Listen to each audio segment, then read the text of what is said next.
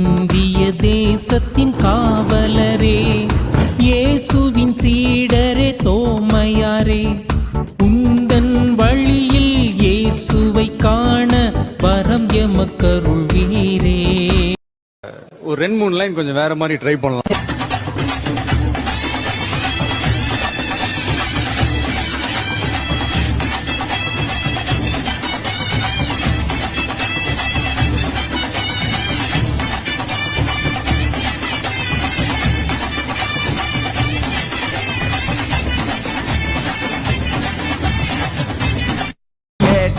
கொடுக்கிற பூமி இது, கேட்காம கொடுக்கிற சாமி இது.